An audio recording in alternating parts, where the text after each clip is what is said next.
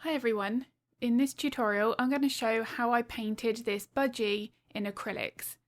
Now as always I do like to start with the background. I am going to have a separate video for YouTube that shows how I created this bokeh effect with an airbrush.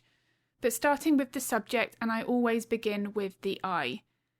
Now the eye of this bird is naturally very small anyway, but especially so when working on a smaller scale. This is only a 5x7 inch canvas board, so I do need to be realistic with how much detail I can include here. Now that being said, I can still capture the size of the iris and the pupil. This is really important here to get the expression right. Once I'd captured that with my small detailed brush, I can then come in and add my tiny little highlight and a very subtle shadow at the top.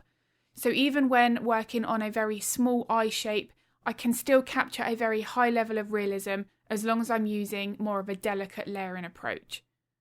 But if that iris had lots of detail, then that is something that I wouldn't be able to include on this size painting. So instead I focus more on the lighting. Now a key aspect of the real-time version of this tutorial, which if that's of interest is all linked in the description below, it really focuses on how to capture vibrant colours. Now when working with acrylics, especially if the brand you're using is naturally more transparent, such as the Liquitex Basics, which is my preference, then trying to capture a vibrant colour on top of the background of any colour can be very tricky. So for this reason, I like to start with a layer of white. Now by doing this step, my goal is to completely block out all of the background colour so that I'm then able to layer my colours more specifically without worrying about the colours looking muddy right from the very beginning. Now if I was to just paint straight in with my yellow, because it is naturally more transparent with the Liquitex Basics, it will still show up more of that brown, pink, purple colour of my background. That yellow will not be as vibrant. I do find this layering approach makes such a difference. Now a key part of this is once this is all blocked in, that it is fully dry before I come in with my vibrant colours on top. Because if this white is wet, the yellow would mix in with that and I would just get more of a pastel version of that colour. It wouldn't be strong and vibrant. Now before I started building in the colour, I first of all wanted to make the feathers and the markings here easier to approach. Now one way to do that is to simply take, in this case, the black paint with a small round brush and start to map in some of those patterns.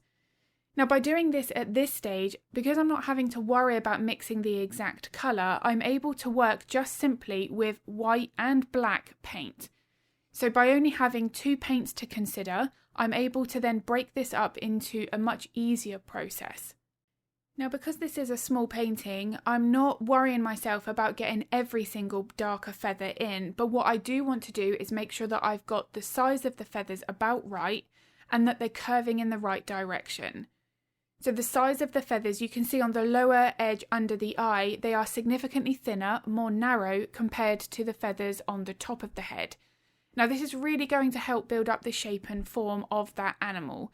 The way that it curves also follows the underlying bone and muscular structure. So these are the two key areas rather than worrying about trying to add in every single darker row. Now as I start to work on the feathers at the back of the head, you can see that I'm working with more of a grey rather than straight black. And this is going to help capture where the head starts to curve away towards the area of the neck that we can't see. Now values are a big part of any painting. The contrast is crucial. Having the darker values as dark as what's needed, but also having a range of midtones and of course the highlights is what's also going to contribute to more shape and form in the painting. If everything is very two-dimensional, so all of the shadows are as dark as each other, the highlights are the same, we're going to end up with a painting that looks flat. So having a range of values here, but more importantly establishing what is the darkest value and what is the brightest highlight is going to really help maximise the amount of realism, especially when working on a smaller scale. Now as I start to consider more of the colour aspect of the layering process, this is all about building this in stages. The layering process here, regardless if I'm focusing on contrast or colour, is something that I always try to maximise gradually. Now, because of how glazes can be used, we also don't have to worry about capturing the perfect colour to our reference photo at this very first glaze. We can simply wait for this to dry and then add another glaze to enhance that colour even more. And you'll see that throughout this video. Now, I don't also want to be putting in just one solid colour everywhere. You can see that the top yellow is a little bit more lighter in colour. I've added a little bit more water to thin that glaze more so it's just gradually tinting the white. And then at the lower part, I've added in a bit more of a deeper, richer yellow to give me a slight variation. Now, the amount of water to add to your glaze is going to vary on how strong you want that colour, whether or not you're trying to actually cover some of the layers underneath. That wouldn't then technically be a glaze. But the more water that you add, the more transparent that mix, and we're going to be able to use that to adjust the colour in more subtle stages. But again, this is all something that I do focus on in that glazing video. Now, once I've started to capture that colour, and again, it's not the exact colour, I'm still going to enhance that. But once I've got that in place, I can start to then correct some more of the feathers. I can enforce more of my contrast. Because when I add my glazes, I'm not being overly careful of avoiding the black feathers. It doesn't matter to me if I add that glaze over those areas. That's actually going to make that black look more rich in colour. It will add a little bit more dimension and depth to that. But in some cases, it can also lighten it. So here I'm coming back in with the black to reinforce my contrast. This is where if I need to add a few more extra feathers, I can do.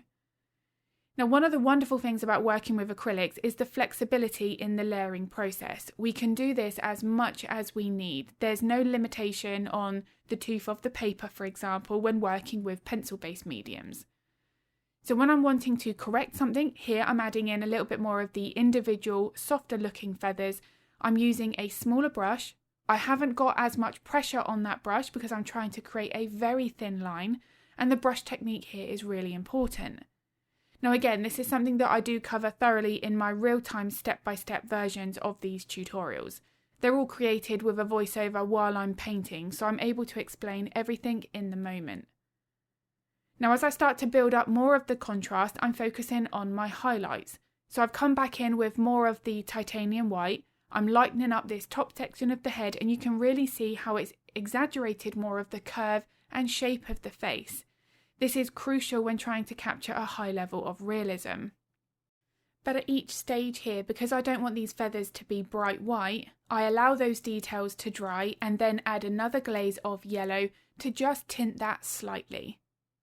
Now I will also repeat that process as I start to now enforce more of the details. Now again, because this is a smaller painting, I need to be realistic with how many of the tiny little feathers here I can include. But as long as I've captured the initial ones that are going in the main directions, then this is going to help enhance that realism yet again. But you can also see here that I'm just using white. I'm trying to simplify this layering process as much as possible. I can then wait for that to dry and repeat the glazing process.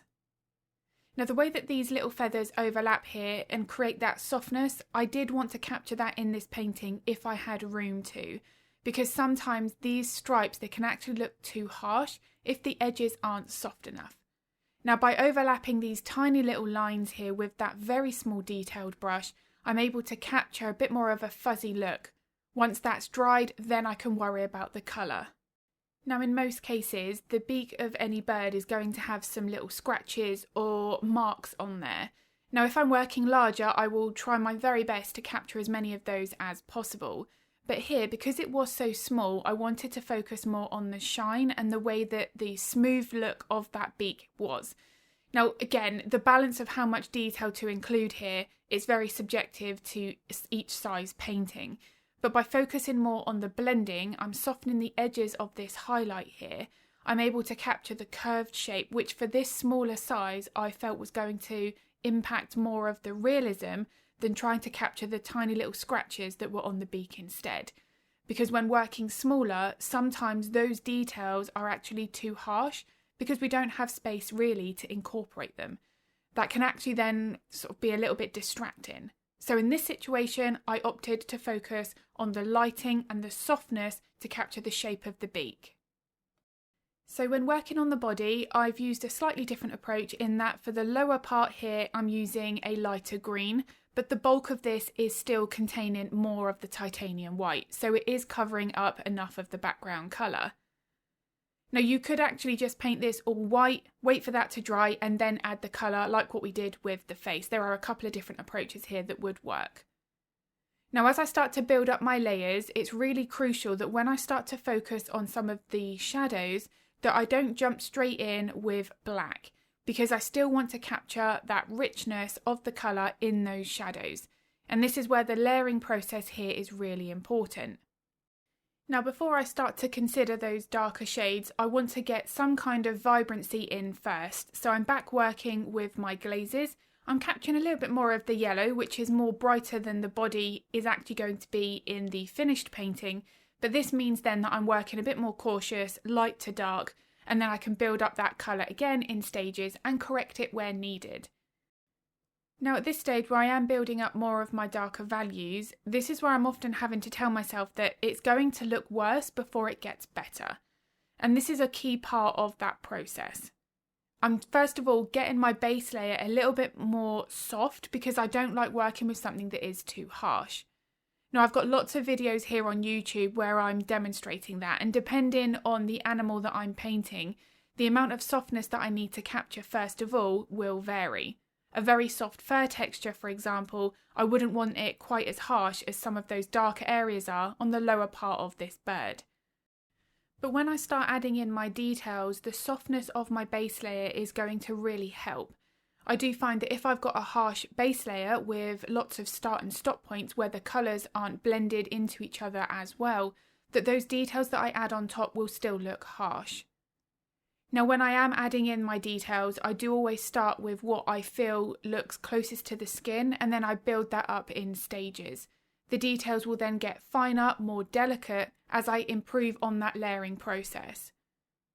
Now I do find that this really helps to maximise the amount of depth, because naturally those feathers that look softer are usually those that are directly on top of the skin, and then the finer detailing that would be on the very edges or top layers of those feathers that we would touch first. If we were to stroke that animal, we would naturally come into contact with that immediately. So therefore I want to leave that for my last layer. Now I also like to stop partway through the layering process where I'm indicating at that detail or texture so that I can adjust the colour. Again with glazes, exactly the same process. But by doing this, I'm able to adjust the colour in stages and enhance that colour saturation as I go. Now we could of course add more details here and then adjust the colour, but I do find I'll have to come back in and add those details back over the top, because the colour of the feathers are not going to be exactly the same from one layer to the next. So being able to break this up one layer at a time and then adjust the colour of that layer before moving on to the next layer of detail also helps to make that layering process easier. Now this certainly is beneficial when working on subjects that are that much more complex. I always found painting feathers really overwhelming when I was new to painting wildlife. So being able to strip back this layering process makes it more confident to use these techniques. Now because I'm not having to capture any vibrant colour on the branch, there was no need to start with a layer of white first. I was able to jump in with more of this brown base. Now one of my biggest tips when painting realistic branches, tree trunks, anything like that is to capture the shaping and the way that it curves. I really want to be noticing the lighting and the shadows that the subject is casting onto that area. So the midsection here between the feet, this was actually darker. It was meant to because of how the bird was crouched down a little bit here on this branch. But either side there was a little bit more of a lighter colour. But noticing where the brightest highlight is going to help add more of that shape and form. Now blending this midsection as I am currently here, this is also going to help create that cylinder shape where we've got the highlight on the top and the shadow on the bottom. If I didn't have this blend, it's not going to curve over in the same way. Having any harsh edges here is going to create more of that two-dimensional look. It will have a bit more of a stepped appearance, which of course we want to avoid here when anything has that obviously rounded shape. Now the feet of this bird were really small. You can see that from the size of this tiny brush. So here I don't have the space to add all of the wrinkles the little creases around the knuckles. But by indicating at the light source the main highlights and shadows, I can still make this look very realistic. This is another occasion where forcing too much detail here would actually make this look less realistic. Now again, the same concept when working on the bird. I'm not worrying about the exact colour. I'm first of all mapping in my lights and my darks, waiting for that to dry, and then adding the pink and purple tint to the feet. So I do hope this video has been useful. If it was, I'd be very grateful if you could give it a like and a thumbs up. It makes a huge difference to my channel. I also upload a couple of videos to YouTube every week, so if you would like to get notified of that content, then don't forget to hit the subscribe and the bell button. If you would like to paint along to the real-time version of this tutorial, then all of the information to that is linked in the description below. If you have any art-related questions, feel free to pop them in the comments. I'm always happy to help if I can. And I'm going to be uploading another video next week. But as always, thank you so much for watching.